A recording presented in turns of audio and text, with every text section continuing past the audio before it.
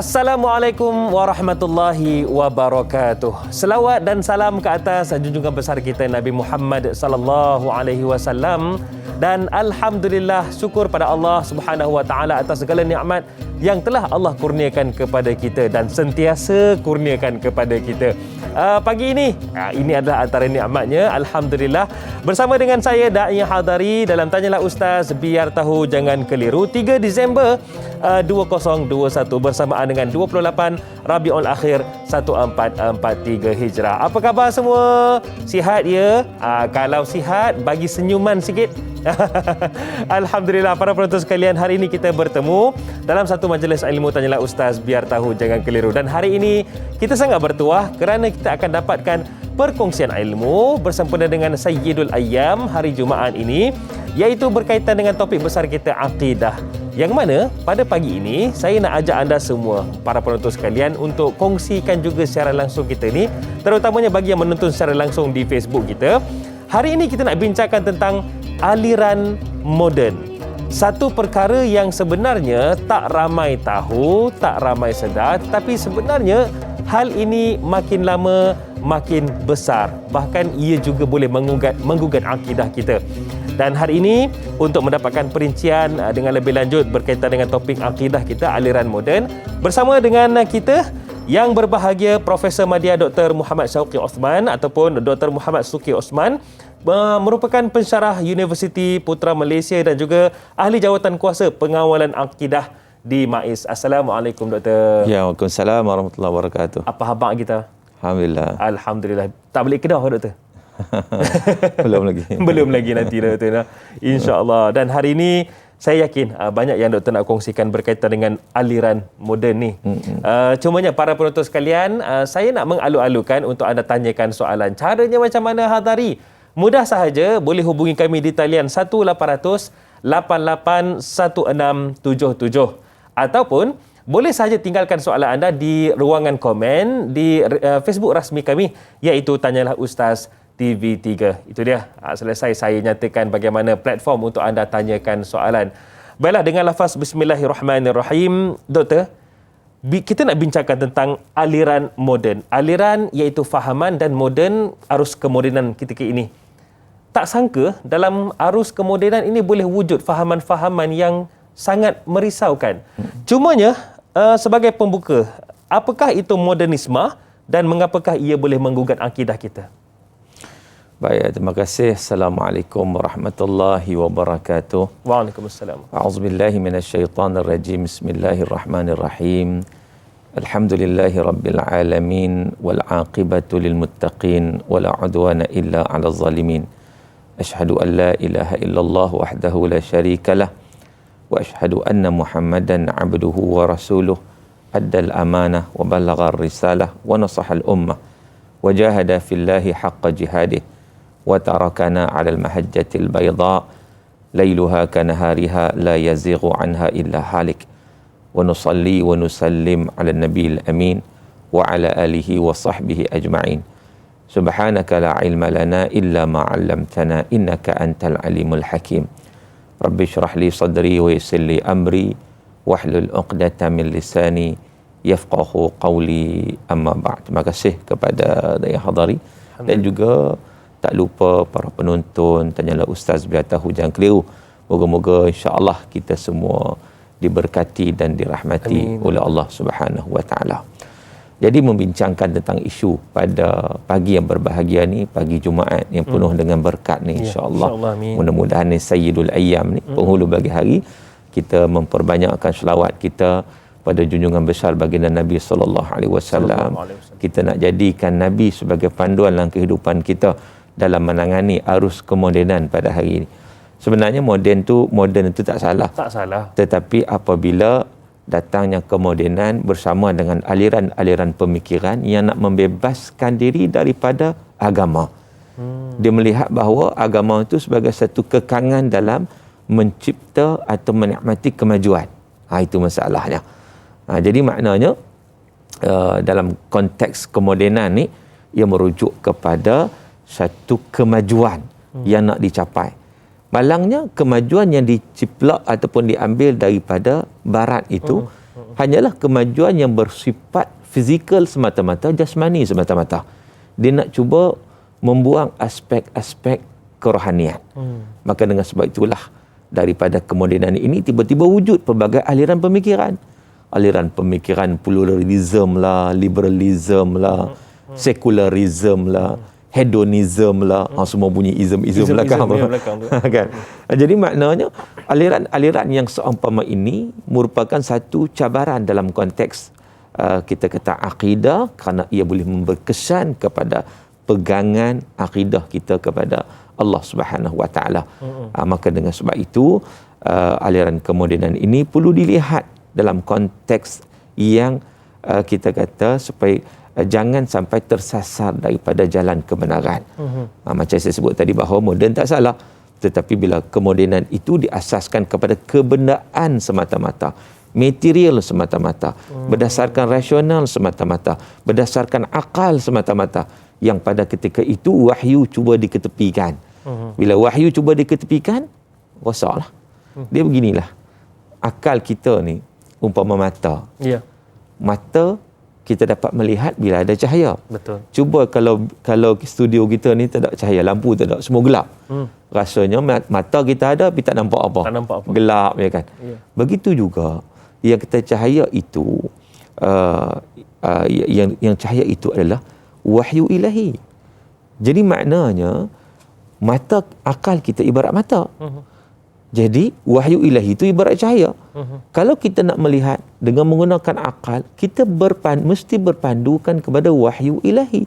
Barulah kita akan nampak kebenaran itu. Kena ada cahaya. Kena ada cahaya. Kalau tak ada cahaya, seumpama kita tidak berpandukan kepada wahyu ilahi, walaupun ada mata, walaupun ada akal, tetapi tetap nampak gelap, yang tak nampak apa.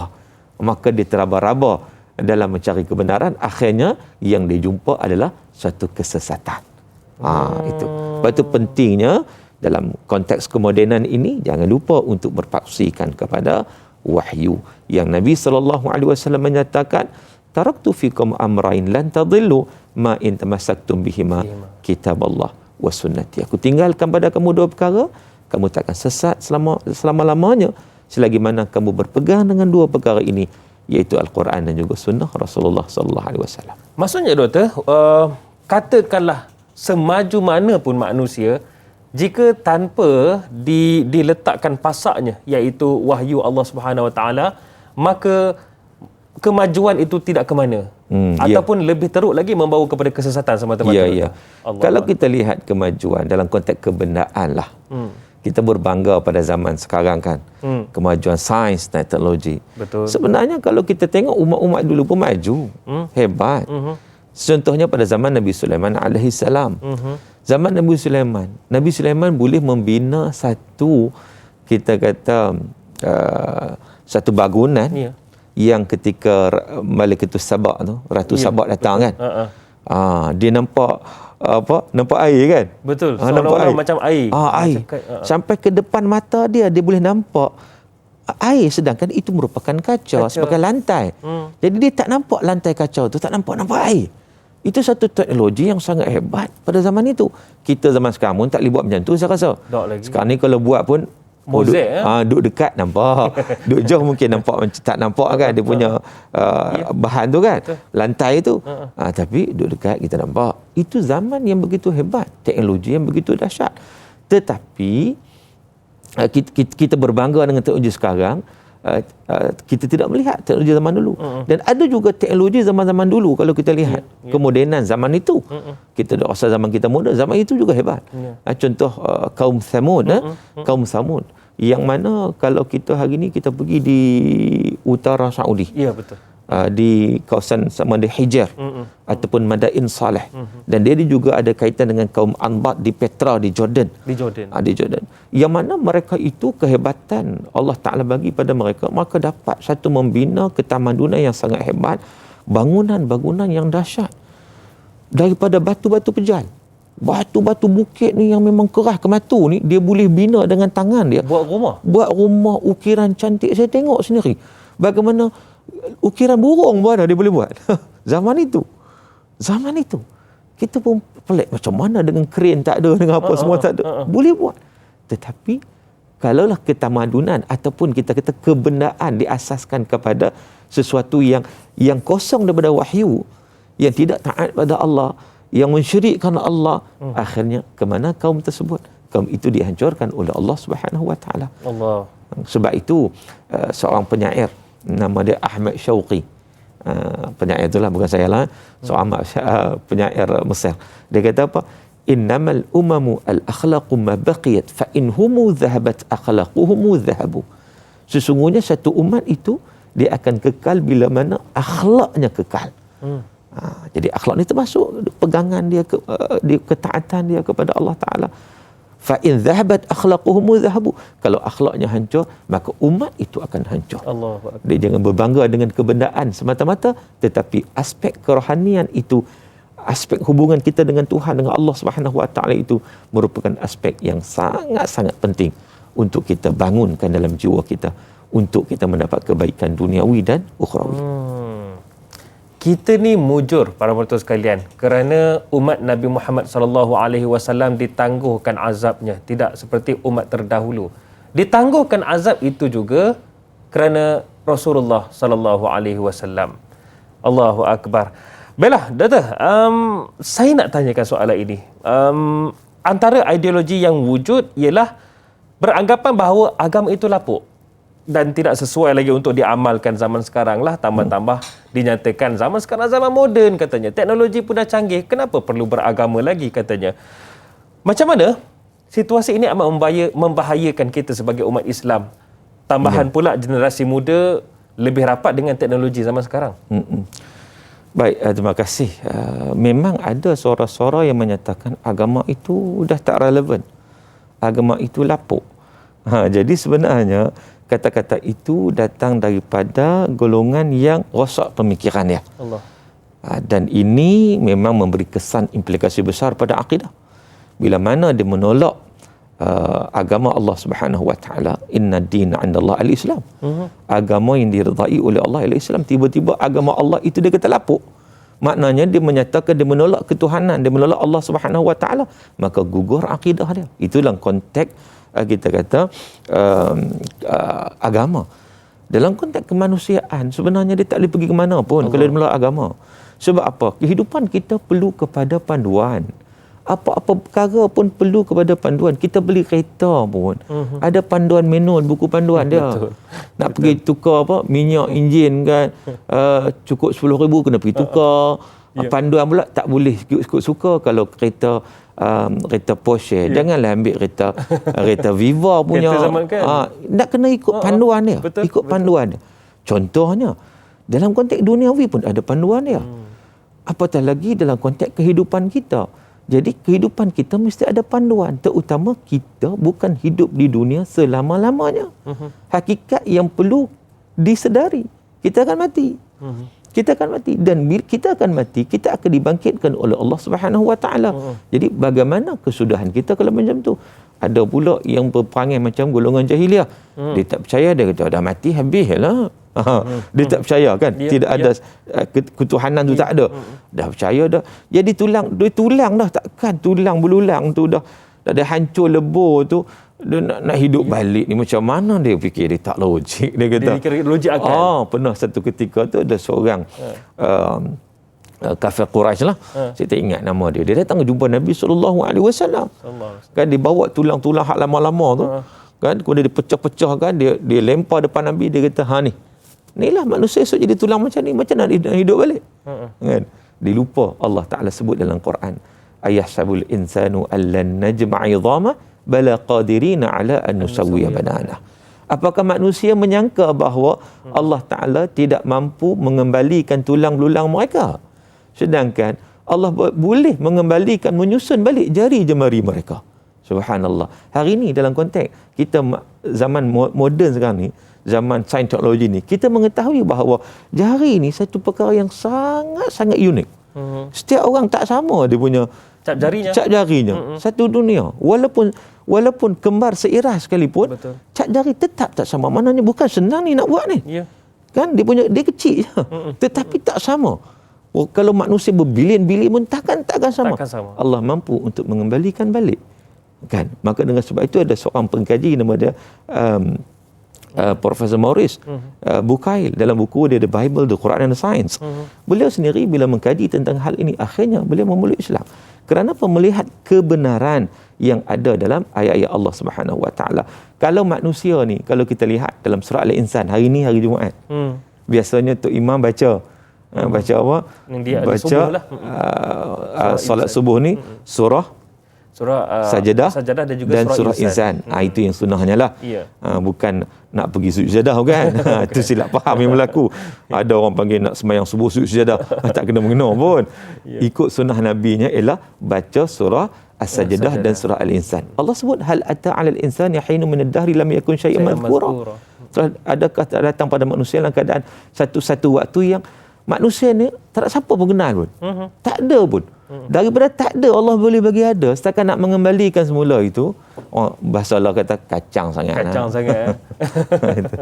Baik doktor, seronok pula bila kita sembang ni. Baru kita nampak kebesaran Allah Subhanahu Wa Taala pada pagi ni. Allahu Akbar. Baiklah doktor, banyak lagi kita akan kongsikan, kita akan tanyakan sekejap lagi. Jadi kepada anda semua, terus bersama kami dalam Tanyalah Ustaz. Biar tahu, jangan keliru. Kembali selepas ini.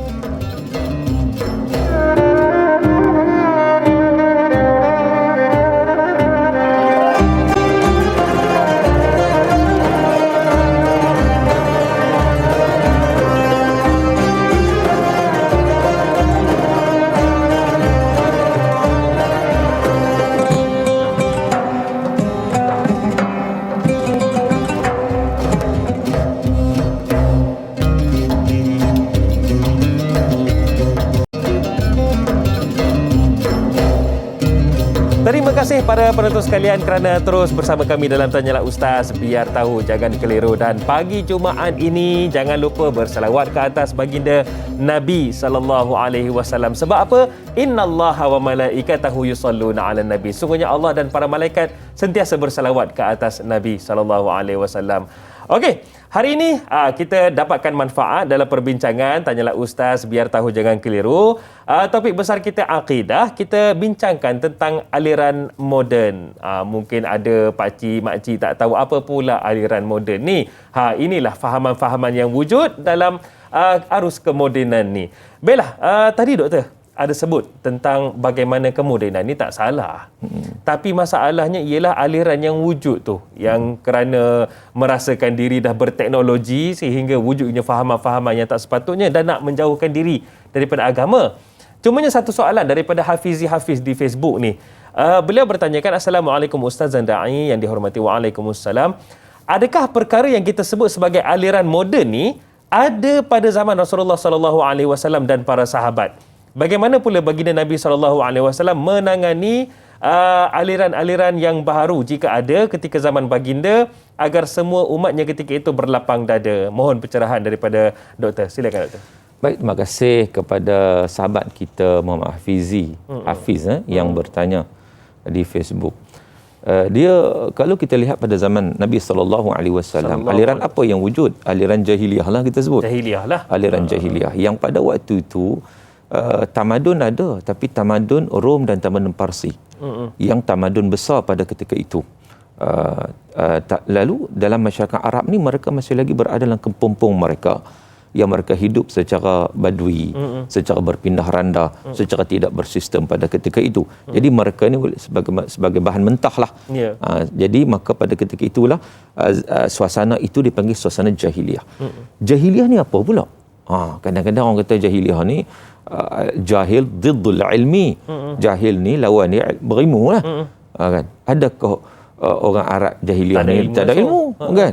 Sedangkan kalau ikutnya dahsyat juga mereka ni. Betul. Mereka boleh bermusafir, berniaga, pergi ke pergi ke Syam, pergi ke Yaman, yang dirakamkan oleh Allah dalam Quran, li ila fi quraishin ila fihim rahlatash shita'i was-saif. Rahlatash shita' perjalanan waktu musim sejuk. Betul. Winter. Ke mana? Ke Yaman. Sebab Yaman negara panas. So dia pergi waktu syita. Was-saif, musim panas. Musim panas bagaimana? Musim panas mereka pergi ke Syam. Sebab Syam ni negara sejuk, ada salji tu. Kalau musim sejuk dah. Kalau pergi waktu salji tak boleh berniaga lah. Jadi mereka pergi waktu musim panas tu, kira cuaca tu okey lah. Kan? Jadi bagaimana ribu kilometer mereka boleh berjalan kalau mereka tidak ada ilmu? Ilmu bahasa lagi mereka ada. Jadi ilmu waktu tu mereka ada ilmu astronomi. Betul. Mereka tengok bintang, buruj. Kita hari ni pun tengok tak tahu kan. Tak tahu. Kena belajar sungguh-sungguh. Mereka tahu bagaimana arah ke timur, barat, utara, selatan. Maknanya mereka ada ilmu. Tapi mengapa mereka dipanggil sebagai jahiliyah? Kata para ulama, jahiliyah itu merujuk kedua perkara, iaitu jahil dari segi agama, keruntuhan agama, dan jahil dari segi akhlak, keruntuhan akhlak. Maka inilah yang Nabi SAW bawa, nak mengembalikan mereka kepada cahaya daripada kegelapan. Itu semua jahiliyah kegelapan. Di mana tak kenal Tuhan ni, makna kita kata manusia yang paling teruk ni maknanya tak kenal Tuhan lah. Ya. Sebab apa? Dia tak kenal pencipta dia. Dia tak mengabdikan diri kepada yang menciptakan dia. Maknanya paling teruklah. Maka dibawa mereka itu untuk mengenal Allah Subhanahu Wa Taala. Dan aliran-aliran pada waktu itu banyaklah aliran-aliran penyembahan berhala, yang syirik kepada Allah Taala, yang animisme pun wujud, yang tengok batu, tengok pokok, macam zaman-zaman dulu ada juga kan, lalu dekat pokok besar sikit, dia minta tumbang lalu. Tok minta nak anak cucu minta tumpang lalu, jadi pokok tu jadi datuk dia kahwin dengan nenek dia. Dia jadi macam tu. Jadi maknanya aliran-aliran yang percambahan begitu, terutamanya yang syirik kepada Allah Subhanahu Wa Taala. Jadi Nabi SAW datang untuk membebaskan kepahaman syirik ini kepada kepahaman tauhid.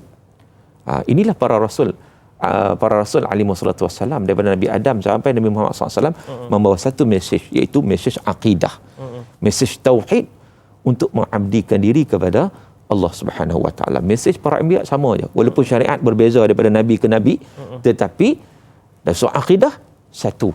Akidah untuk membawa manusia mengenal Tuhan, untuk mengabdikan diri kepada Allah Subhanahu Wa Taala sesuai dengan firman Allah dalam surah Az-Zariyat 56, kata Allah, wa ma khalaqtul jinna wal insa illa liya'budun. Tidak aku ciptakan jin dan manusia kecuali supaya mereka itu memperhambakan diri kepada Allah Subhanahu Wa Taala. Okey doktor, kejap lagi saya nak tanyakan berkaitan dengan apa yang terkandung dalam Islam itu sendiri amat hebat, sepatutnya mendekatkan kita kepada Allah. Tapi tak apa, tu kejap saja lagi. Cumanya kita nak raikan soalan Mazni Hasan ni. Mazni Hasan katanya, Assalamualaikum warahmatullahi wabarakatuh, Prof dan juga Da'i. Waalaikumsalam. Bolehkah kita katakan disebabkan adanya aliran moden ini, maka tercetusnya fahaman agnostik, iaitu golongan yang tidak mempercayai kewujudan Tuhan? Adakah aliran yang wujud dalam modernisasi ini membawa ke arah agnostik tu? Baik, terima kasih kepada sahabat kita yang bertanya, Mazni dari Facebook, tentang aliran moden ni. Antaranya wujudnya fahaman agnostik, itu golongan yang tak percaya kepada Tuhan. Dia sebenarnya agnostik ni dia berbeza sedikit daripada ateis. Yang tak percaya kepada kewujudan Tuhan itu adalah golongan ateis. Dia menolak ketuhanan. Tapi agnostik ni daripada kata Yunan, tanpa gnostikus ke Yunannya, gnostikus, pengetahuan. Maknanya golongan ini dia bagi tahu bahawa kita tak mengetahui sama ada Tuhan itu wujud atau tidak. Begitu. Dia sendiri confused. Sebab dia kata apa? Sebab dia kata segala perkara yang berkaitan dengan Tuhan adalah bentuk pengetahuan yang tidak mampu dicapai oleh akal fikiran manusia. Jadi dia bukan tolak secara total. Dia kata mungkin ada, mungkin tidak ada. Begitu. Mungkin dia meragui kan. Sebab apa? Sebab dia melihat kepada agnostik ni, dia melihat kepada kebenaran tadilah. Satu benda itu mesti dapat dirasa, dilihat, dicapai. Tuhan macam mana? Begitu. Kalaulah semuanya dicipta, Allah Ta'ala menciptakan semua benda ni, siapa yang ciptakan Allah? Dia fikir gitu. Dia fikir secara logikanya itu. Ini golongan agnostik. Golongan yang rupa-rupanya kadang-kadang golongan agnostik ni dia wujud di kalangan kita. Dia buat ibadat, kadang dia sembahyang. Yang kat pengenalannya tertulis Islam. Ya. Tetapi dia sendiri tak yakin. Dia buat sebab apa? Dia buat itu sebab pakat buat. Dia lahir dalam keadaan keluarga Muslim. Mak ayah dia buat bukan dengan kepercayaan. Ya. Bukan dengan akidah kewujudan Allah Subhanahu Wa Taala. Allah ni mungkin ada, mungkin tidak ada, baginya begitu. Ini aliran agnostik. Allah. Yang berbeza sedikit daripada etis, tapi boleh kita kata cabang itu jugalah. Cabang etis lah, sebab cabang etis ni memang dia menolak terus kepada kewujudan Tuhan. Dan golongan ini ada sejak zaman dulu sebenarnya. Dulu digelar sebagai mulhid. Golongan mulhid. Sebab itu ada banyaklah kisah-kisah yang para ulama nukilkan pada kita dalam menangani isu golongan mulhid ni. Antaranya saya teringat satu kisah yang diceritakan lah. Ni cerita aja, cerita untuk pedoman kita kan. Ada seorang ni dia ni bertemu dengan kita sebut Tok Syekh lah, Tok Syekh. Tanya, dia ni etis lah, mulhid ni kan. Sama ada agnostik ke etis ke. Dia berjumpa, dia kata, kamu ni aku nak tanya soalan pada kamu. Kamu kata Allah itu wujud. Mana Allah? Di mana Allah? Kalau kita kata pokok itu ada, tu nampak pokok. Kamu tu nampak Allah mana? Soalan. Soalan yang kedua. Kalaulah syaitan itu diciptakan daripada api, neraka esok daripada api, sakit kata masuk? Api masuklah api. Kan? Kalau logik akalnya macam mana api masuk api? Api masuklah api.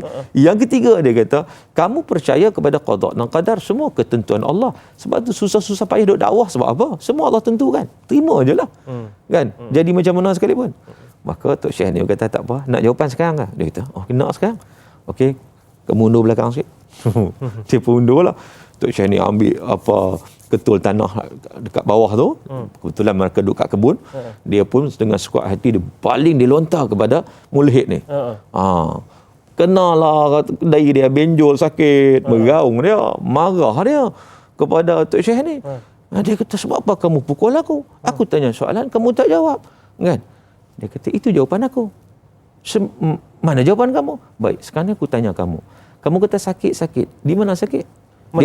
Mana sakit? Dia tunjuk dahi. Ini dahi bukan sakit. Aku nak tengok sakit itu. Boleh nampak tak sakit? Tak nampak. Maknanya bukan semua benda mesti nampak. Kan? Macam kita makan durian kan? Orang kata, lemaknya durian ni. Lemak dia kat mana? Boleh nampak tak? Kalau lemak ayam nampak, lemak ayam. Kalau lemak durian, tu rasa lemak tu nampak kan? Tak nampak. Manisnya air ni. Mana manisnya? Boleh nampak tak? Saya tengok semua air sama. Sama je, tak nampak. Jadi maknanya bukan semua benda yang tak nampak tu tak ada. Itu jawapan yang pertama. Yang kedua, kamu tadi aku balik dengan apa? Ketua tanah kan? Manusia dibuat daripada apa? Tanah. Sebab apa sakit? Tanah kena tanah. Kamu tanya tadi syaitan pada api, masuk api tak sakit kan? Ni tanah kena tanah. Yang ketiganya, semuanya qada dan qadar. Allah dah tentukan aku baling kamu. Kemudian siapa kamu nak persoalkan? Kalau kamu kata, maknanya qada dan qadar itu tidak menafikan usaha dan ikhtiar. Jadi maknanya ini cerita tetapi nak menggambarkan pada kita, kadang-kadang orang macam ni nak kena jawab dengan logik juga, kan? Ditanyakan logik, jawab dengan logik. Juga. Tapi dia ada rasional dia. Baik, itu dia. Satu perbuatan terjawablah 3 soalan daripada individu tadi tu yang nak asalnya nak menguji sebenarnya. Baiklah para penonton sekalian, banyak lagi kita akan kongsikan dan kita akan kupas lagi isu berkaitan dengan topik kita aliran muda ini. Terus bersama kami, Tanyalah Ustaz, biar tahu jangan keliru.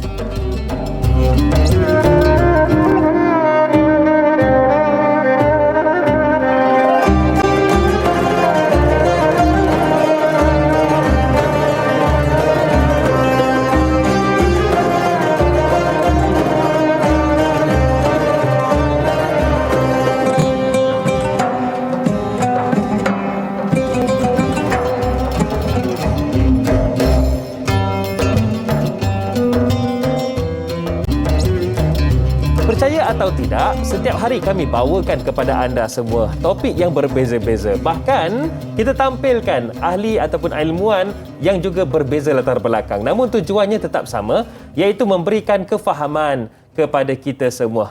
Termasuklah yang bercakap ini dalam pelbagai topik dalam agama kita. Alhamdulillah, Tanyalah Ustaz, biar tahu jangan keliru, teguh berdiri di sini atas tontonan dan juga sokongan anda semua. Terima kasih. Dan hari ini, Tanyalah Ustaz, biar tahu jangan keliru, Sayyidul Ayyam, hari Jumaat 3 Disember 2021, kita bicarakan berkaitan dengan topik besar kita, iaitu akidah. berkaitan dengan topik yang kita nak fokuskan, iaitu aliran moden, bersama dengan yang berbahagia Profesor Madya Dr. Muhammad Syauqi Osman. Baiklah, Doktor, saya nak tanyakan soalan ini, tetapi saya suka bagi gambaran. Ada orang yang makin jauh daripada agama, bahkan boleh mencabar agama hanya kerana menjadi pakar dalam bidang kesihatan. Ataupun ada yang ragu-ragu terhadap agama kerana menjadi pakar undang-undang.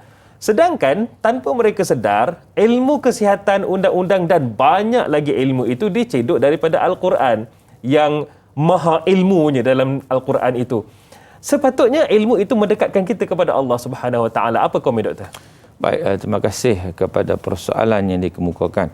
Dia sebenarnya ilmu yang tidak dapat mendekatkan diri kita kepada Allah Subhanahu Wa Taala itu satu ilmu yang tidak bermanfaat.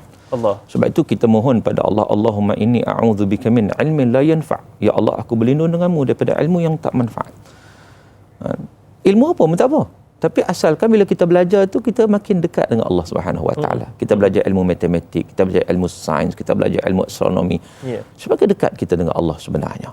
Sebab apa? Sebab kita merasai kebesaran Allah. Ilmu yang ada pada kita sikit sangat pun. Sikit sangat. Kan? Sebab itu kalau orang pakar seperti pakar kesihatan, banyak mana itu pun satu bidang, niche area dia adalah kecil je. Kan? Banyak lagi benda ni tak tahu.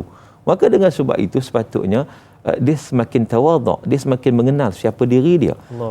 Tapi kalau dia bongkak, dia sombong, dia rasa macam diri dia hebat, sebenarnya dia tak ke mana pun. Sebenarnya bila dia menafikan ketuhanan, lagilah dahsyat dalam kehidupannya. Sebab itu kalau kita lihat, Allah Subhanahu Wa Taala dah nyatakan daripada awal. Ayat yang pertama turun daripada surah Al-Alaq ayat 1 hingga 5. Allah sebut, Iqra bismi rabbikal ladzi khalaq. Bacalah dengan nama Tuhanmu yang menjadikan. Maknanya ilmu itu ada kaitan dengan siapa? Dengan nama Allah Subhanahu Wa Taala. Bukan sekadar baca saja, Iqra berhenti kat situ je tak. Iqra bismi rabbik, dengan nama Tuhanmu. Mana nak kembali kita kepada Allah Azza wa Jalla. Maka itulah sebenarnya ilmu yang nak membawa kita supaya kita lagi rasa hebatnya Allah Subhanahu Wa Taala.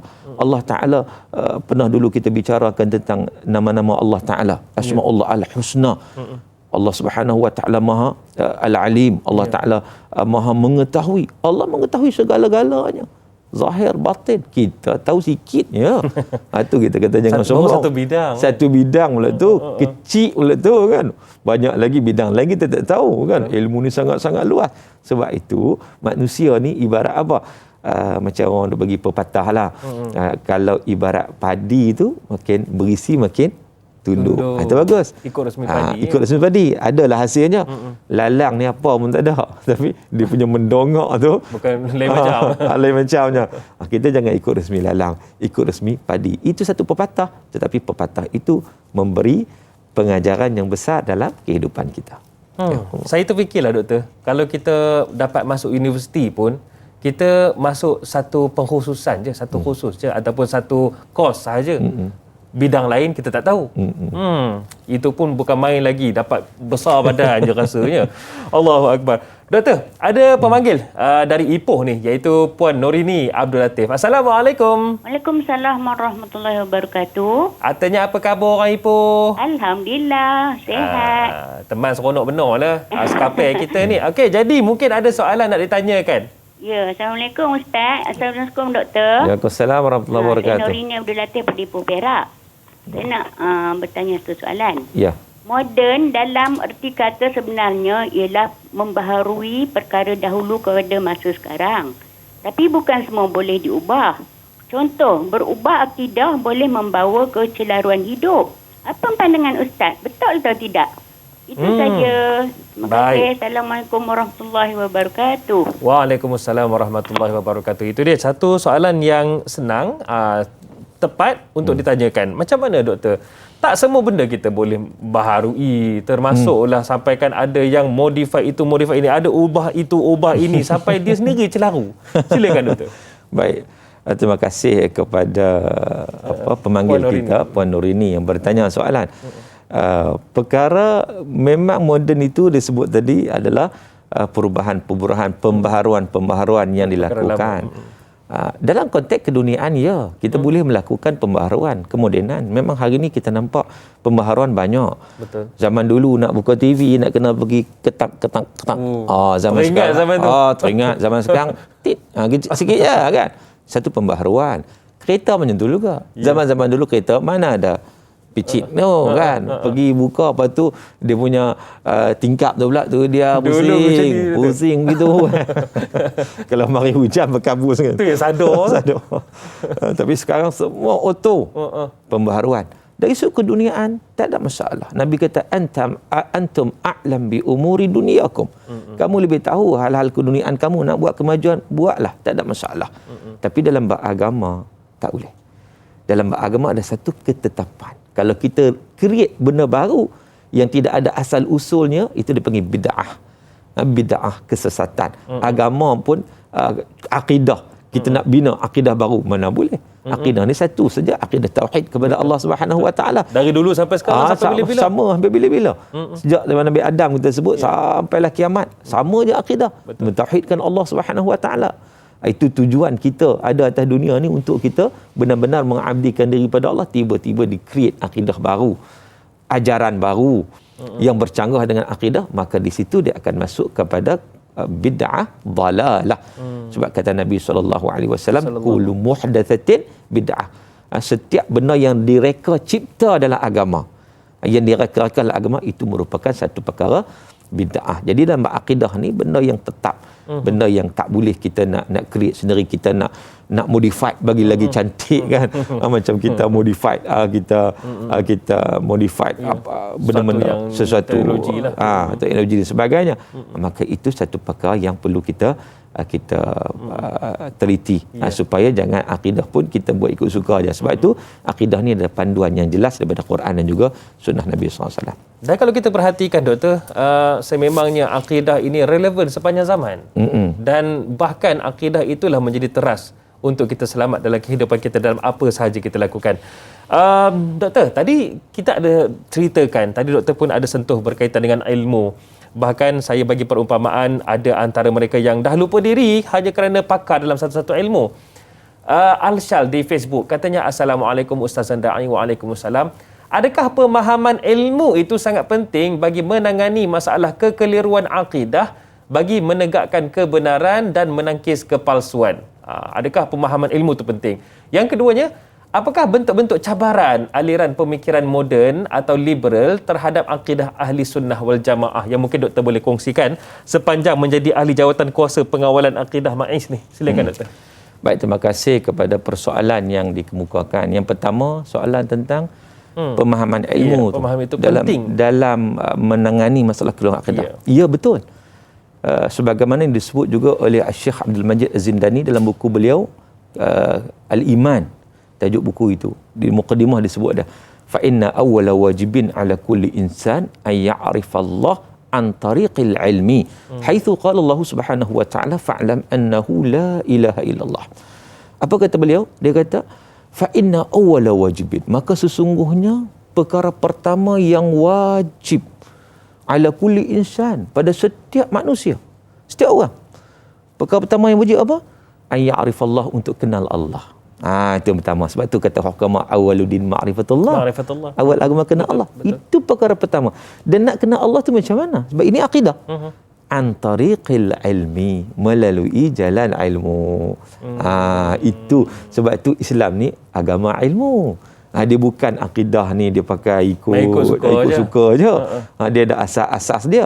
Sebab tu Nabi SAW bawa ilmu kepada kita, digalakkan majlis ilmu. Bahkan Nabi sifatkan majlis ilmu ni macam taman-taman syurga, kan? Dan ilmu tu juga, majlis ilmu juga merupakan harta pusaka tinggalan Rasulullah SAW. Jadi maknanya dah disebut dalam hadis lagi, man salaka tariqan yaltamisu fi ilman sahalallahu lahu bihi tariqan ila jannah. Siapa yang melalui satu jalan padanya untuk ilmu, Allah akan mempermudahkan baginya jalan ke syurga. Sebab apa? Sebab dengan ilmu dia dapat membezakan mana yang hak, mana yang batil. Mana akidah yang benar, mana ajaran-ajaran sesat yang menyeleweng daripada kebenaran. Maka dengan sebab itu benar, ianya ilmu tu satu perkara yang sangat-sangat penting. Bahkan wajib, bukan dekat penting saja. Wajib Wajib ni makna apa? Kalau kita tak belajar, kalau kita tak menuntut ilmu, dosa, haram. Allah. Sebab wajib lawan haram kan? Betul. Jadi maknanya sebab Nabi sebut talabul ilmi faridatun ala kulli muslim. Hadis riwayat Ibnu Majah. Menuntut ilmu itu faridatun. Faridah ni mana fardu, wajib kepada setiap individu muslim. Tak kira lelaki, tak kira perempuan, aqil baligh, wajib. Jadi maknanya itu yang pertama. Baik. Bila sebut tentang cabaran, soalan kedua daripada sahabat kita Al-Shal tadi tu, apa antara cabaran yang doktor boleh kongsikan? Cumanya kejap lagi doktor kongsikan ya. Kita akan rehat seketika, kembali lagi selepas ini untuk kita fikir-fikirkan sejenak. Tanyalah Ustaz, biar tahu jangan keliru.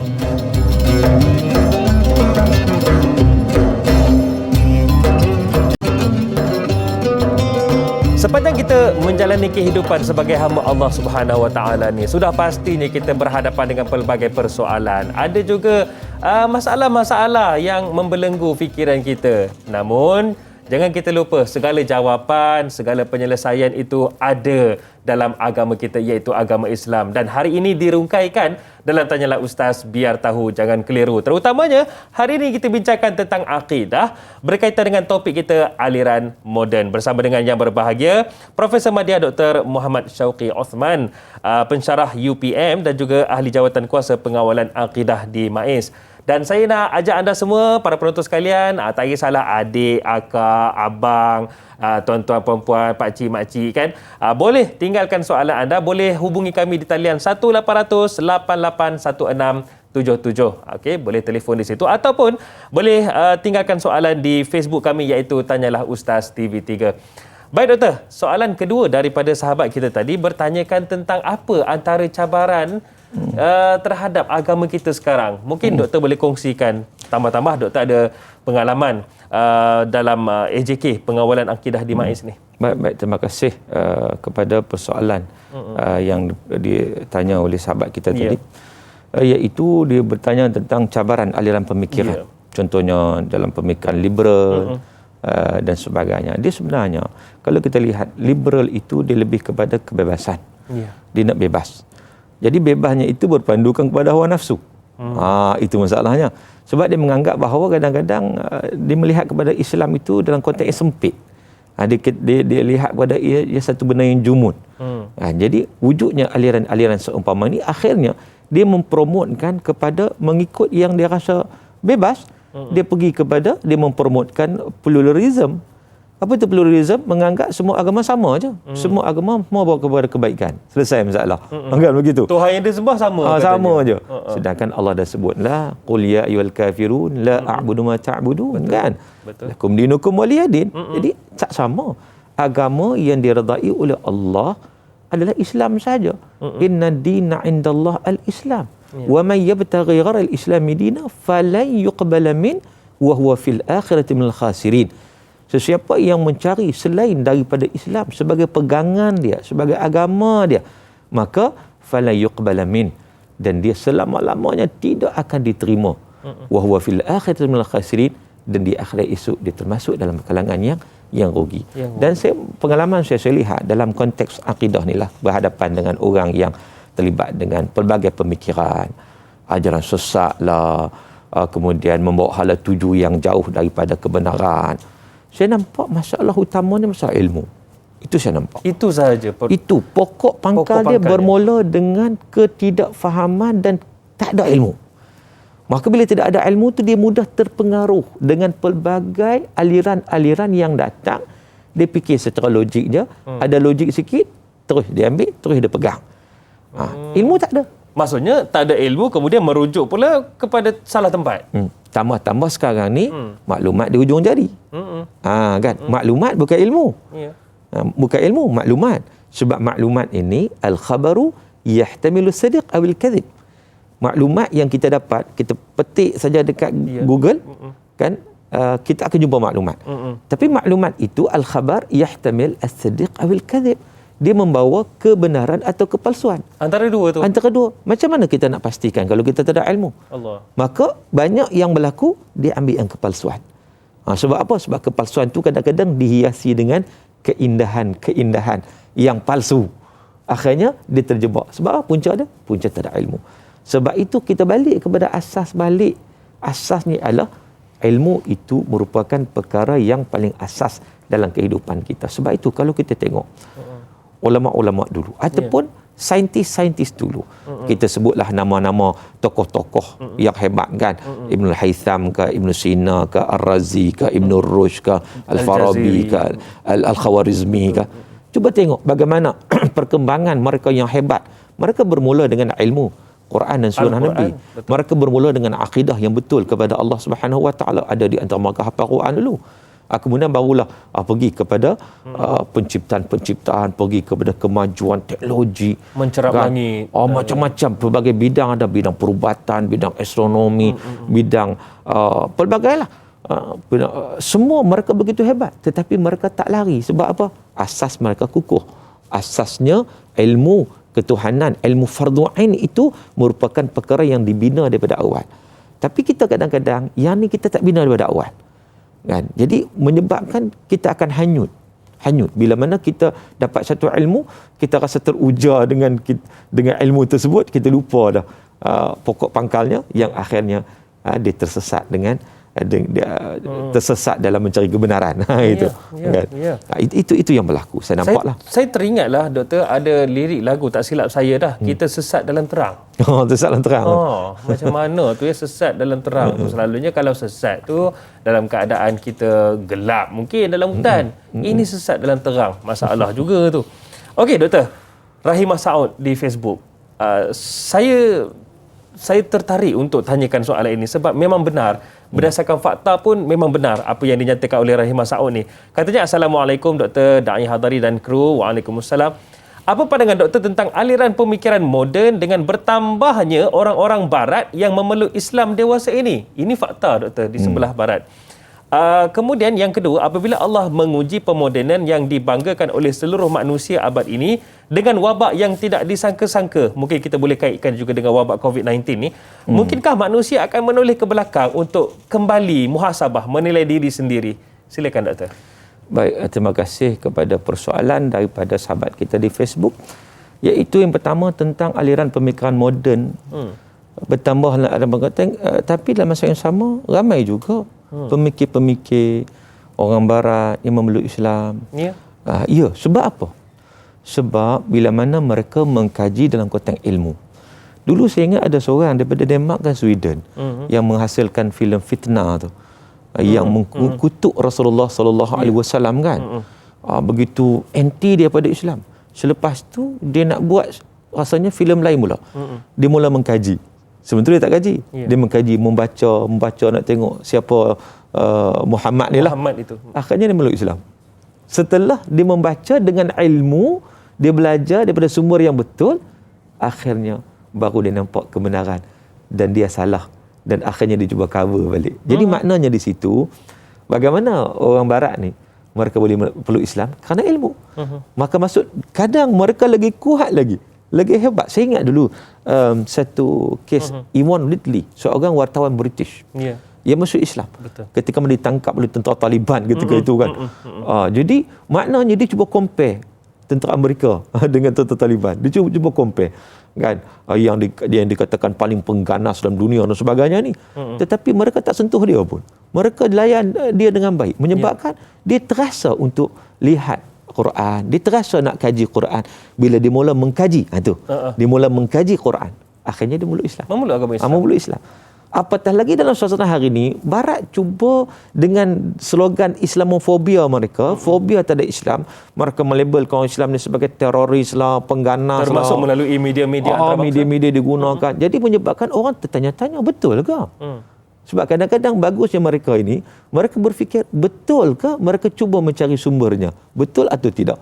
Macam dulu ada kawan saya dulu ketika mana dia di US, di Washington. Ketika itu baru berlakunya peristiwa September 11. Kan? Waktu itu kan semua orang memang menghentam orang Islam merata tempat dengan dituduh kes WTC, World Trade Center itu jatuh dengan pengganas orang Islam. Jadi dimomokkan Islam. Akhirnya rupanya, apa kebaikan yang berlaku, hikmahnya, ramai dia kata orang putih ni, ramai ni, maka pergi ke universiti itu, maka cari fakulti syariah, maka nak tahu Islam tu apa. Maka nak tahu apa dia. Selama ni tak pernah tahu pun. Akhirnya mereka pergi belajar dan ramai juga peluk Islam. Nampak tak? Itu hasil. Maknanya manusia nak tekan agama Allah Ta'ala, dia macam belon lah. Islam ni. Kalau dia tekan, dia akan tetap naik. Meningkat. Dia akan tetap naik. Sebab apa? Sebab Islam ni agama Allah Subhanahu Wa Ta'ala. Allah Ta'ala akan pelihara. Begitu juga dalam konteks yang ditanya tadi tentang wabak. Ya. Apabila diuji dengan wabak. Diuji dengan wabak. Manusia kita ni yang begitu hebat, begitu moden, begitu dahsyat kekuasaan. Betul. Tak mampu nak menangkis wabak. Mari COVID-19 saja surrender. Dah 2 tahun dah. Kan? Tadi kita kata mendabik dada kata hebat. Mendabik dada kata ilmu kita begitu hebat. Allah uji dengan COVID-19 ya, coronavirus itu.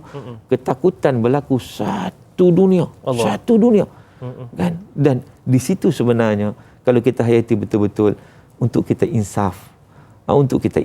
Allah Ta'ala sebut zaharal fasadi fil barri wal bahr bima kasabat aydin nas liyudhiqahum ba'd alladhi amilu la'allahum yarja'un. Allah Ta'ala kata berlakulah kerosakan di daratan maupun lautan hasil tangan-tangan manusia. Untuk Allah bagi rasa kepada mereka kerosakan itu, la'allahum yarji'un, moga-moga mereka kembali ke pangkal jalan. Muhasabah, rasa kerdil diri kita sebenarnya, yang Maha berkuasa hanyalah Allah, kembali kepada Allah Subhanahu Wa Ta'ala. Hari ini kita sedang membicarakan tentang aliran moden, isu pemikiran modernisme dan juga liberalisme. Sedar atau tidak para penonton sekalian, negara yang dimomokkan sebagai negara yang paling moden di dunia ketika ini, mulai hari ini 3 Disember 2021, New York ditutup darurat kerana varian Omicron. Tiada apa yang dapat mampu untuk menandingi kuasa Allah Subhanahu Wa Ta'ala. Baik, Doktor. Saya nak tanyakan soalan yang saya sediakan ini.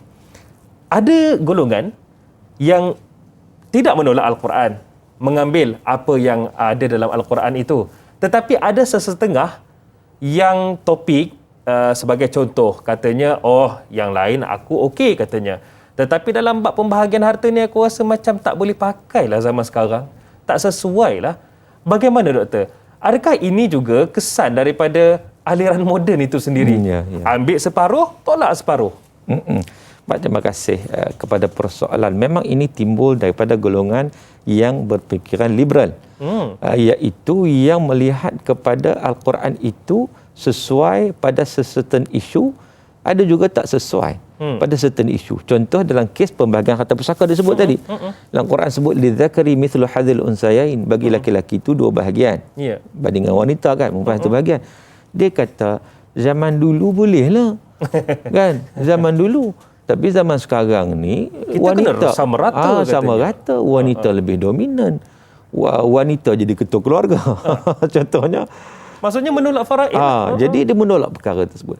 Sebenarnya dia nak ambil sistem yang cantik itu untuk dia ikut masyarakat yang pincang.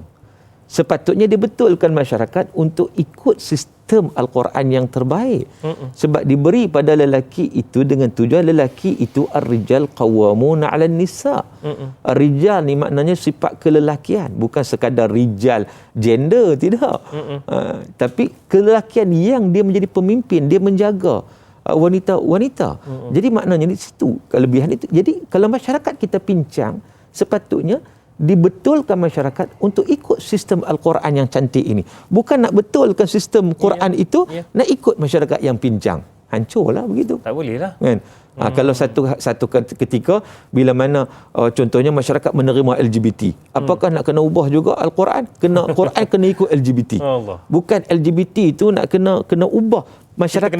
Kena betulkan LGBT itu supaya ikut Quran. Bukan nak ubah Quran itu ikut suasana kepincangan, hawa nafsu yang berlaku. Itu Allah. Satu konsep yang salah sebenarnya. Baik.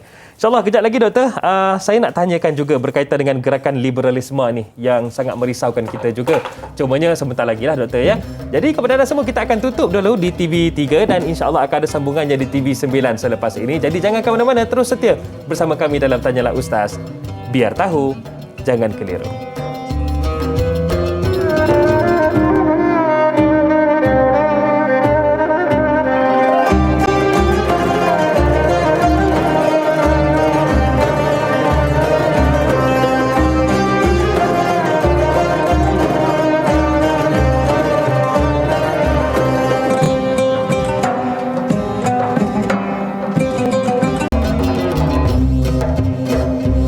kasih para penonton sekalian kerana masih terus setia bersama kami dalam Tanyalah Ustaz. Biar tahu, jangan keliru. Alhamdulillah, hari yang indah, pagi Jumaat yang penuh dengan keberkatan. Amin ya rabbal alamin. Sama-sama kita panjatkan doa kepada Allah Subhanahu Wa Taala untuk dikurniakan akan perlindungan buat kita semua, serta mereka yang dijangkiti COVID.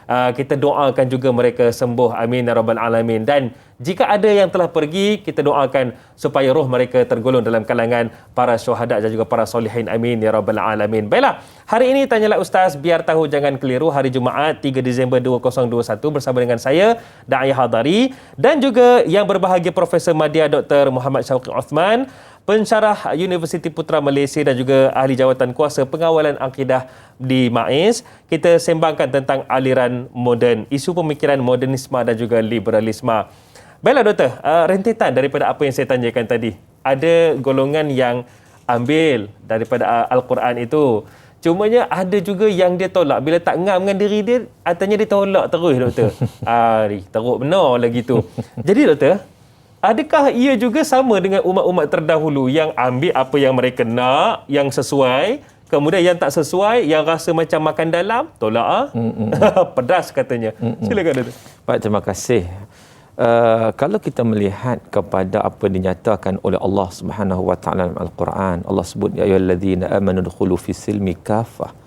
Wahai beriman, kamu kena terima Islam secara keseluruhannya. Tak boleh ambil separuh tinggal separuh.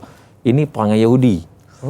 Ini perangai Yahudi. Allah Taala dah tempelak golongan Yahudi. Allah sebut kepada mereka, afatu'minuna bi ba'dil kitab wa takfuruna bi ba'd.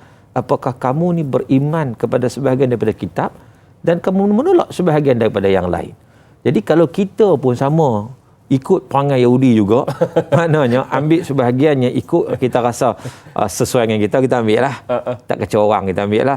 Tapi yang mengganggu kebebasan kita, kononnya kan, tak boleh, ni tak boleh, kita tolak. Kita tak ambil. Maknanya apa beza kita dengan Yahudi ya? Masa Yahudi serang Palestin tu, dia semangat kan, letak bendera Palestin depan rumah tu kan. Siap. Tapi dalam masa yang sama, tiba-tiba kita termasuk dalam kalangan yang mengikut jejak langkah golongan Yahudi. Allah. Yang mana yang Quran pun ambil separuh saja. Jadi yang tak sesuai dengan kita tolak. Sedangkan Allah Subhanahu Wa Taala menyatakan walan tarda ankal yahud walan nasara hatta tattabi'a millatahum, kata Allah. Yahudi dan Nasara tak akan redha kepada kamu selama-lamanya sehingga kamu mengikut jejak langkah mereka. Jadi ini yang kita takut ni. Dalam keadaan kita rasa okey, rupa-rupanya kita telah mengikut jejak langkah golongan yang dimurkai oleh Allah Subhanahu Wa Taala. Maka dengan sebab itu kita kena pastikan bahawa kita kena mengikut panduan Quran dan Sunnah, bukan mengikut panduan hawa nafsu kita. Kerana ikut hawa nafsu, keinginan kita, sudah tentulah ianya tidak ada batasan yang akhirnya kita menuju ke arah kehancuran. Wal'iyazbillah. Termasuklah Al-Quran menyuruh kita menjaga sumber pendapatan kita Doktor ya. Ini tidak dengan harta makan harta anak yatim itulah dia pergi umrahnya. Na'udzubillah min zalik ya. Baiklah Doktor, ada soalan daripada Sal Rasid ni di Facebook kita. Katanya, Assalamualaikum Ustaz dan Da'i. Waalaikumsalam. Bagaimana ajaran yang dibawa oleh fahaman moden? Diberi contohlah iaitu Wahabi, iaitu Al-Qaeda, yang mana pelampau dalam Wahabi lah yang dikatakan melahirkan kumpulan pengganas dan bertentangan dengan ahli sunnah wal jamaah. Mungkin Doktor boleh kongsikan sesuatu. Baik, sebenarnya terima kasih kepada persoalan yang dikemukakan. Sebenarnya dalam aliran-aliran contohnya yang bermula daripada pahaman Khawarij yang berlaku pada zaman Sayyidina Ali, yang keluar daripada Sayyidina Ali. Mereka itu hebat dari sudut amalan mereka. Dari sudut solat mereka, baca Quran mereka. Tetapi sekadar itu sahaja. Mereka tidak menghayati ayat suci Al-Quran itu dengan sebenarnya.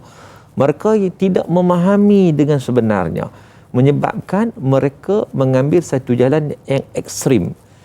Dia dalam Islam ni, dia bukan agama ekstrim. Dia tak boleh ekstrim. Dia tak boleh ekstrim. Kalau ekstrim, maknanya melampaui batas-batas, semua orang salah. Contohnya, kalau Khawarij itu, dan juga firqah-firqah lain yang bersealiran dengannya yang mentakfirkan orang. Silap sikit kufur, silap sikit kufur. Dia je betul. Dia je betul. Ini bukan manhaj Ahlussunnah wal Jamaah. Begitu juga kalau benda khilafiyah pun termasuk dalam bid'ah dalalah wa kullu dalalatin finnar. Sedangkan benda tu benda khilafnya. Kan? Benda khilaf boleh jadi bid'ah sesat masuk neraka. Tu dia. Ini golongan ekstrim. Senang. Memang mereka tu mudah aja ambil satu keputusan nak menyesatkan orang, nak membid'ahkan orang, nak mengkafirkan orang. Kalau macam ni, itu manhaj juga yang bercanggah dengan aliran Ahlussunnah wal Jamaah. Sebab apa? Nahnu la nukaffir ahlul qiblah. Kita tidak mengkafirkan ahlul qiblah. Selagi mana mereka mengucap dua kalimah syahadah. Bahkan Nabi SAW menyatakan, sesiapa yang mengkafirkan seseorang, dia antara dua je. Betul kau untuk kafir, atau orang yang bercakap. Orang bercakap tu patah balik kat dia. So antara dua je, salah satu kan. Cermin lah. Kena tengok. Jangan mudah sangat.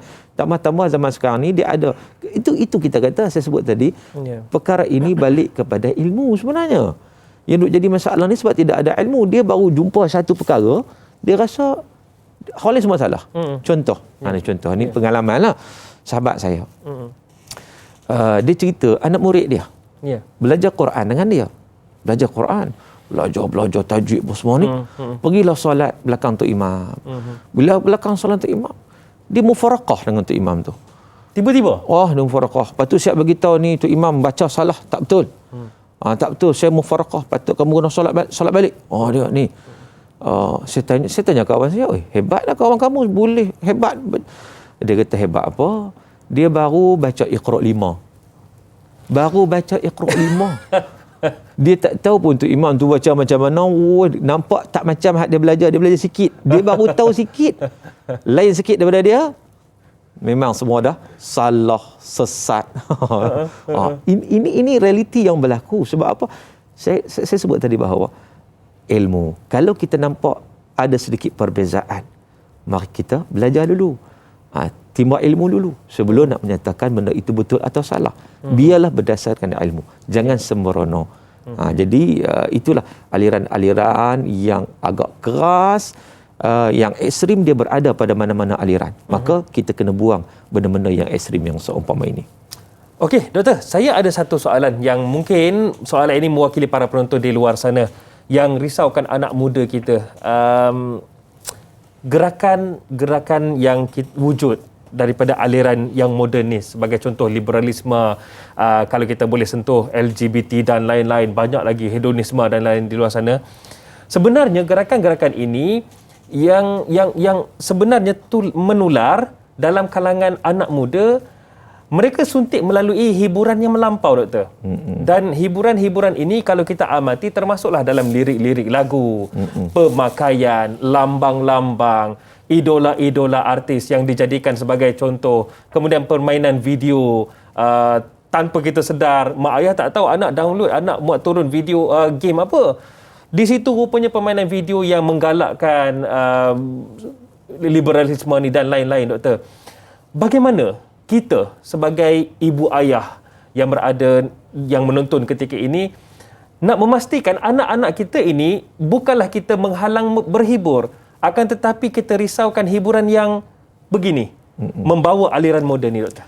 Baik, terima kasih atas persoalan yang dikemukakan, dan memang ini satu cabaran yang sangat besar kepada ibu bapa, terutama dalam mendidik anaknya dalam zaman moden ini. Zaman yang nampak baik, nampak suci je.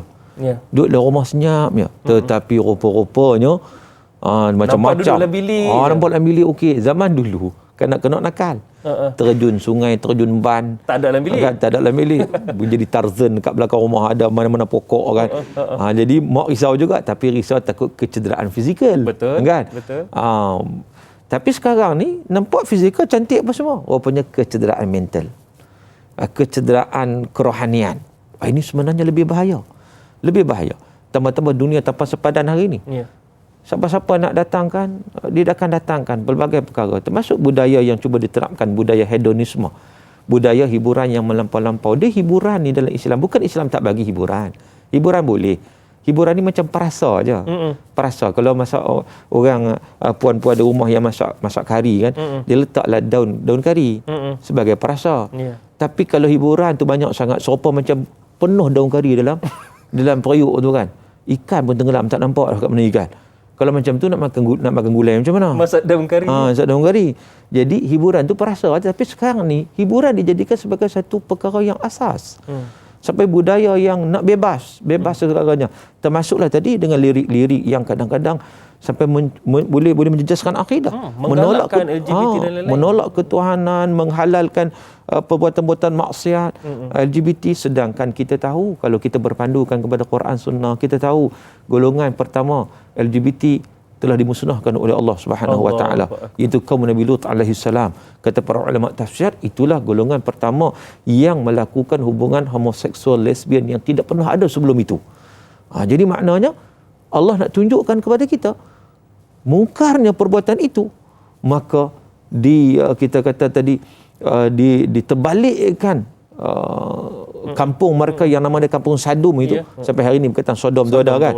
Sampailah hari ini tempat itu dikenali sebagai laut mati lah, tempat yang dibinasakan oleh Allah Subhanahu wa taala. Jadi di situ kita lihat kita dalam menangani isu kemodenan ini, asas kekuatan itu mesti ada.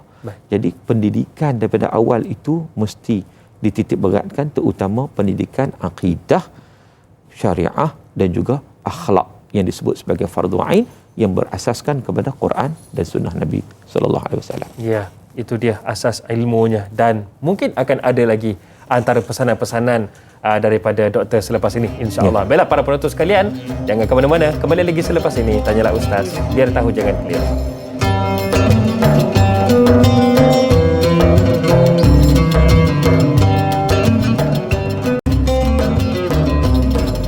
Alhamdulillah, masih lagi bersama dengan Da'i Hadari. Saya temankan anda sehinggalah ke penghujung Tanyalah Ustaz, biar tahu jangan keliru hari ini. Yang mana hari ini kita dapatkan manfaat berkaitan dengan perbincangan topik besar kita, akidah. Kita fokuskan kepada topik kita iaitu aliran moden. Bersama dengan yang berbahagia Profesor Madya Dr. Muhammad Syauqi Othman yang merupakan pensyarah di UPM dan juga ahli jawatan kuasa pengawalan akidah di MAIS. Baiklah para penonton sekalian, saya nak anjurkan kepada anda semua, jom sama-sama kita dapatkan pahala yang mudah. Macam mana? Jangan lupa untuk tekan butang kongsi dengan izin share di Facebook kami tu, dan insya-Allah mudah-mudahan dapat pahala berterusan buat kita jika ada ramai lagi yang menonton, yang terlepas untuk menonton pada pagi ini. Baiklah doktor, hari ini kita bincangkan tentang aliran moden. Al-Quran dan Sunnah merupakan tinggalan baginda Nabi SAW, sebaik-baik panduan buat kita, terutamanya sebagai benteng dalam mendepani pelbagai cabaran ini yang kita sembang-sembangkan sejak awal inilah. Macam mana kita nak jadikan Al-Quran dan Sunnah ni sebagai senjata ampuh kita, doktor? Baik, terima kasih. Nabi SAW menyatakan, inna asdaqal hadithi kitabullah wa khairul hadi Muhammadin sallallahu alaihi wasallam. Sebenar-benar perkataan itu ialah kitabullah, Al-Quranul Karim. Sebenar-benar perkataan. Sebab dia datang daripada Allah Azza wa Jalla.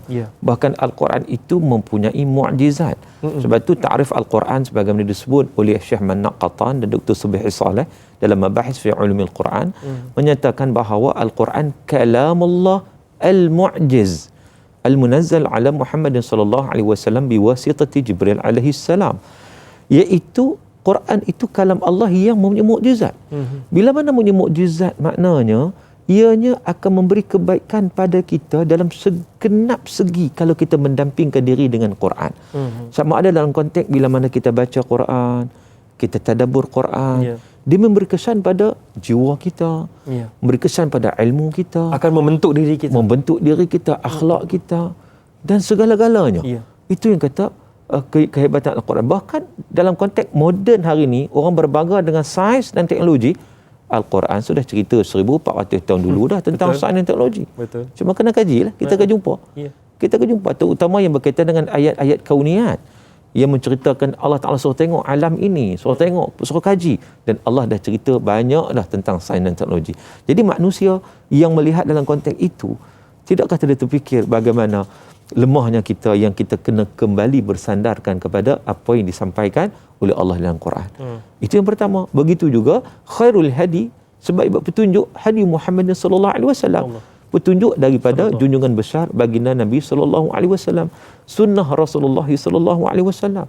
Maka dengan sebab itu macam mana kita nak tahu sunnah Nabi? Melainkan dengan pembelajaran, melainkan dengan ilmu, melainkan dengan berguru untuk kita mengetahui apakah perkara yang dibawa oleh junjungan besar Nabi SAW untuk membawa ke arah jalan kebenaran supaya kita tidak tersesat. Sebab hidup kita ni atas dunia seumpama seorang musafir. Kata Syekh Tantawi dalam kitab beliau Ta'rif an Bidinil Islam, beliau kata kita ni, perjalanan kita ni atas dunia ni macam musafir, berjalan, tiba-tiba di hadapan kita ada dua cabang.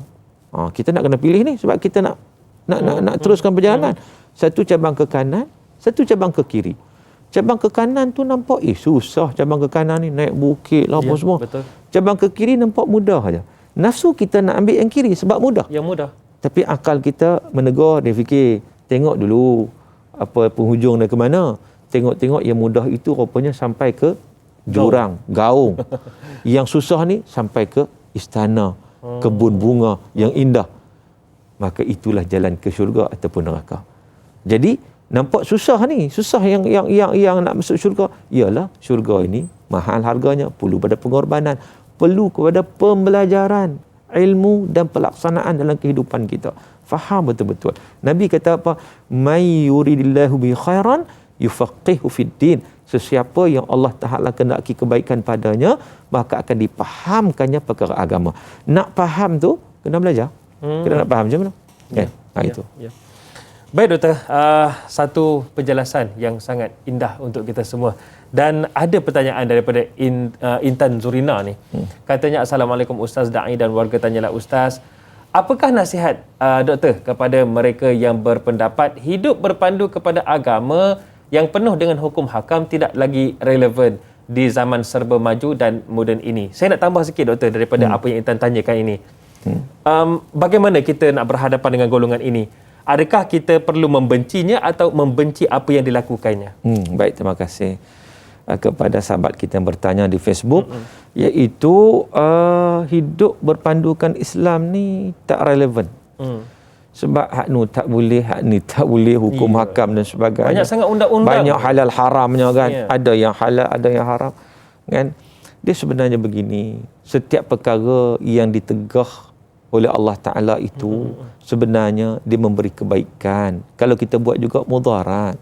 Sebagai contoh bila Allah sebut hurrimat alaikumul maitah waddam walahmul khinzir. Diharamkan kepada kamu bangkai. Ini haram lah ni. Kan diharamkan daging babi, diharamkan darah. Itu semua najis yang kotor. Betul. Kan? Dan hari ni pun kajian-kajian yang dibuat menunjukkan betapa banyak kuman-kuman yang ada. Dan mudarat banyak. Jadi apa-apa yang diharamkan kepada manusia itu dengan tujuan untuk memberi kebaikan pada manusia itu balik. Sebenarnya. Tapi manusia ni ada setengah mereka bodoh sombong. Dah lah tak tahu, sombong pula tu. Tak mau terima panduan daripada Allah Subhanahu Wa Taala. Sedangkan Allah yang mencipta manusia, Allah tahulah apa yang terbaik pada manusia. Betul. Manusia ni dia tak boleh hidup secara fizikal semata-mata. Tak boleh. Hidup dia kosong. Dia perlu pada kerohanian. Kerohanian itulah hubungan kita dengan Allah Subhanahu Wa Taala. Kalau fizikal semata-mata, sampai bila? Serupa macam haiwan. Bangun tidur, kemudian pergi cari makan, tidur, makan. Pergi kerja, tidur. Lah, apa beza dengan kucing? Apa beza dengan lembu? Apa beza dengan kerbau? Dia bangun pagi pun dia buat kerja juga kalau kerbau kan. Dia kalau zaman dulu dia buat kerja di sawah, lepas tu makan, tidur. Apa bezanya? Allah muliakan kita dengan akal untuk apa? Sebab itu Allah sebut dalam Quran. Allah tak nak cerita bagaimana manusia ni yang mana yang walahum qulub la yafqahuna biha walahum a'yun la yubsiruna biha walahum adhan la yasma'una biha ulaika kal an'am bal hum adall. Mereka yang ada hati pemikiran tak nak berfikir, ada mata tak nak lihat kebenaran, ada telinga tak mau dengar, mereka ini seumpama haiwan ternakan, bahkan lebih teruk daripada itu. Al-An'am tu antaranya lembu lah. Kalau nak terjemah lagi dahsyat sikit, maka tu macam lembu. Lebih teruk daripada lembu lagi. Itu. Jadi maknanya kita kena ingat bahawa kemampuan kita terhad. Jadi kita perlu kepada bimbingan wahyu ilahi untuk kita mendapat kebaikan dalam hidup kita di atas dunia Dan jauhi mudarat. Jauhi mudarat. Ya.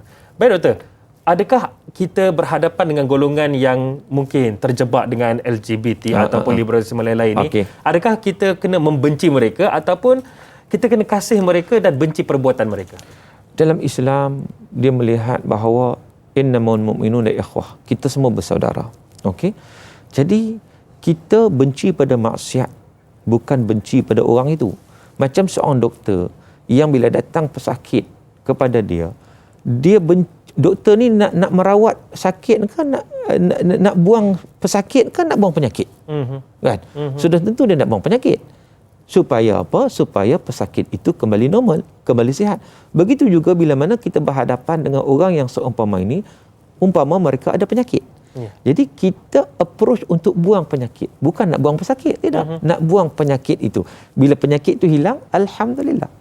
Baiklah kan. Jadi makna begitu. Kecuali kalau mereka tetap redha nak juga penyakit tu, tak peduli. Lakum dinukum waliyadin lah. Kan? Itu tak ada apa-apa lah. Tapi usaha mesti diteruskan sebab kita menggunakan kaedah yang Allah sebut, ud'u ila sabili rabbika bil hikmah. Serulah ke jalan Allah dengan penuh kebijaksanaan dan juga pengajaran yang baik. Wal takum minkum ummah yad'una ilal khair wa ya'muruna bil ma'ruf wa yanhauna 'anil munkar. Itu satu kewajipan. Ada di kalangan kamu satu ummah yang mengajak kebaikan, menyuruh ma'ruf, mencegah kemungkaran. Jadi itu tanggungjawab kita. Jadi apa-apa kemungkaran kita kena cegah. Cegah bukan kerana kita benci pada dia. Tidak. Bukan benci individu itu. Bukan benci individu itu. Tapi kita nak supaya individu itu dihilangkan penyakit daripadanya supaya dia kembali sihat. Ibarat seorang pesakit tadi. Betul. Dibuang penyakit itu supaya dia kembali sihat. Itu tujuan dia. Ya. Itu dia. Kasih daripada Allah Subhanahu Wa Taala itu kita cari. Baiklah, doktor, mungkin lebih kurang seminit atau 2 minit pelan tindakan kita, doktor, terutamanya dalam berdepan dengan pelbagai cabaran, terutamanya berdepan dengan aliran moden ni, doktor. Silakan. Baik, saya nampak bahawa antara cabaran besar ialah cabaran media sosial. Saya nampaklah pada hari ini yang boleh dikatakan antara fitnah besar juga pada akhir zaman ini yang tiada sempadan. Bahkan kalau kita nak kaji maklumat-maklumat yang songsang lebih banyak daripada maklumat yang benar. Betul. Sebenarnya. Kan? Jadi kalaulah begitu, kita tidak boleh menjadikan ia semata-mata rujukan. Kan? Dan kena ada kawalan, maka itu sangat-sangat penting. Dan juga hendaklah kita nak kena memperbanyakkan, mendekatkan diri kita kepada Allah Subhanahu Wa Taala, supaya apa? Supaya kita dapat, kita minta pada Allah doa banyak-banyak supaya Allah bagi kekuatan pada kita untuk menghadapi segala cabaran yang sangat banyak pada hari ini. Itu sebab kita sangat-sangat kerdil. Jadi kita perlu pada pertolongan Allah. Apatah lagi Nabi kata ad-du'a silahul mu'min. Doa itu senjata bagi orang yang beriman. Selain daripada itu, pentingnya untuk kita mengukuhkan, memberi ubat pada hati kita. Sebab Nabi kita idza salahat salahal jasadu kulluh wa idza fasadat fasada jasadu kulluh. Iaitu hati. Hati itu baik, dia akan memberi kesan yang kepada luaran. Kalau hati itu buruk, luaran pun buruk juga.